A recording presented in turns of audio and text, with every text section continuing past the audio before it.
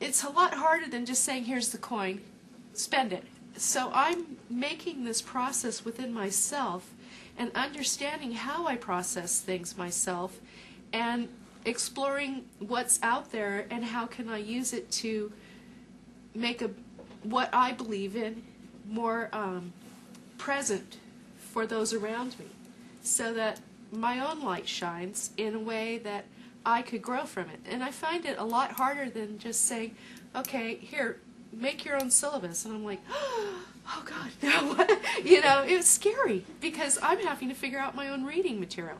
I'm having to find out, okay, here's my goal. How do I break the steps down? And in real life, we're going to have to do that.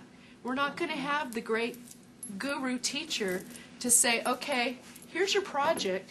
We're the college students. We're the leaders out there in the world. And they're looking to us because we supposedly know how to do this stuff. And unless we really have experienced how to make it happen for ourselves, how can we get out there and say, okay, this is how it's going to happen in the world?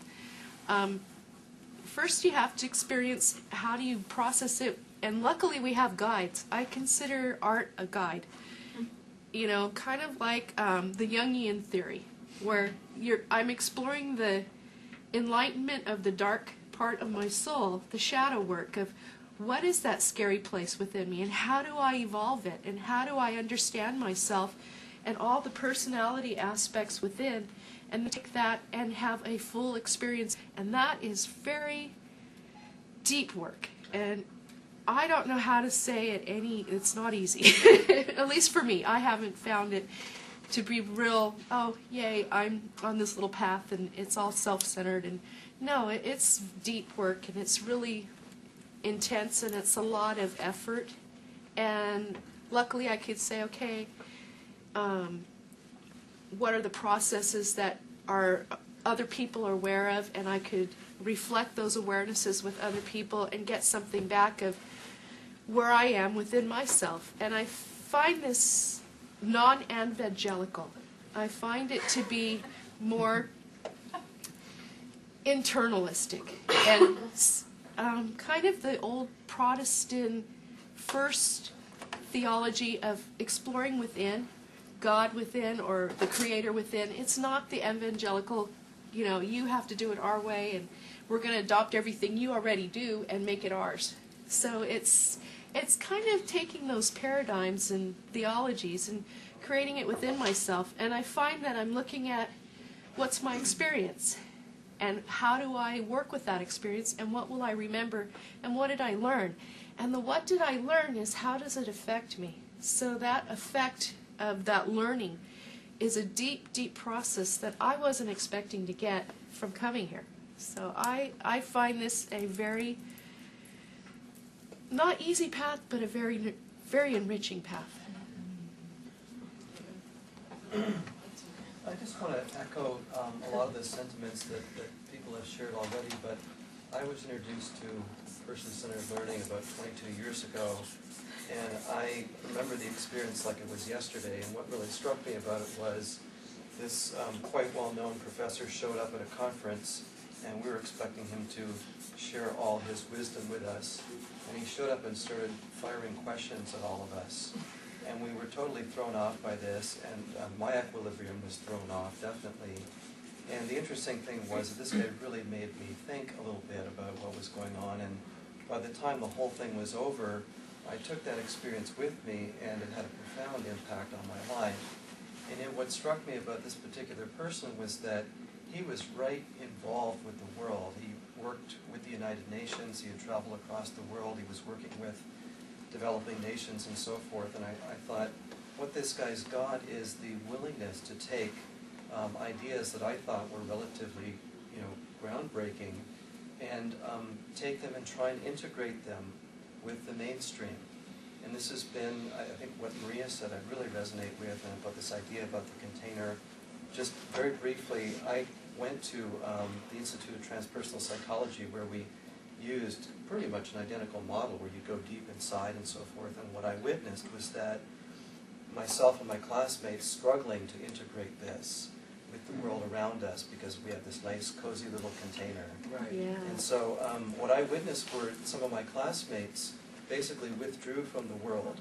They went inside for 4 years or longer and did a lot of deep work, and then they said that when they were trying to go back out to the world, they didn't know how to do it. They didn't know how to take the first steps. And I was working the whole time, so I was in class during the day, and then I'd go out at night and work. And so I was forced every single day to try and bring this into my normal lifestyle.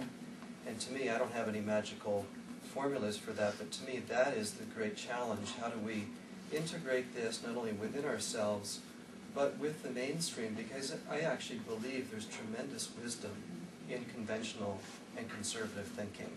So I don't know where to draw myself in all of it. I'm come somewhere in the middle of all that, trying to pull the pieces together. But I think that's a great challenge. It's like it's not evangelical. As soon as you start getting evangelical, people get really defensive and so forth. And you know, I think the irony of this is that, as I understand it, the humanistic movement started out in part as a countercultural movement for good reason. The culture was seriously lacking in many ways. It was very materialistic, and there was a lot of emptiness that people were experiencing. I don't think conditions have changed much, actually, in this day and age. I think the need for this approach is even more than it ever was, but we need to, I think I like Art's opening comments about what is this going to look like now? You know, is it as pure, so to speak, as it began? And maybe we need to change our methods of introducing this to the people that haven't heard about it or presented in such ways in business, in education, and other venues where people are not familiar with the ideas. There's going to be resistance to it, and how can we kind of smooth out that so we can hear their experience and yet introduce the ideas? And I mean, the dance goes on. I mean, to me, the whole challenge of our whole world right now is synthesis. How do we bring the parts together? And you know, we have competing philosophies, and you get a lot of friction, I think, when people come together and they have different philosophies. How do you work with that? It's very, very challenging in my experience. And I always find myself in departments, not this one, I feel at home here, but in other places I've worked. I work in very conservative places where I'm like the oddball, you know, talking about this, you know, spiritual stuff and this person-centered stuff. And I'm thinking, how can I get these people to understand that I'm not opposed to what they're doing, but I'm trying to add perhaps something to it and mix the two together. So that's my experience in a nutshell. It's a great challenge that the world faces, I think. One thought that I have is at the thing that Maria was referring to 2 years ago, when there were some of these retired people and a few others like Nina Menrath and that other guy, Robert Greenway. Well, I really was wanting to get the tape afterwards. I really wanted to see it because the feeling I felt in the room was reminiscent at age 52 of what I felt when I was you guys' age, and I wanted to go, man, now what did that guy say? Oh, he mentioned a book I was really interested in, and I'm thinking that since there's a filmmaker here, and that other video is lying around somewhere probably, I think that one really positive thing that could come out of a meeting like this is to actually make it into a film. And maybe make the other one into another film, or integrate the two footages together. Because especially the students I see here, I mean, well, every person that speaks, you see the life in their eyes. You see the people speaking from their own truth. It's very inspiring. So that's one thing I think tangible that could come out of this meeting is a movie, is a film. I want to speak, but you should go first if you want to do longer.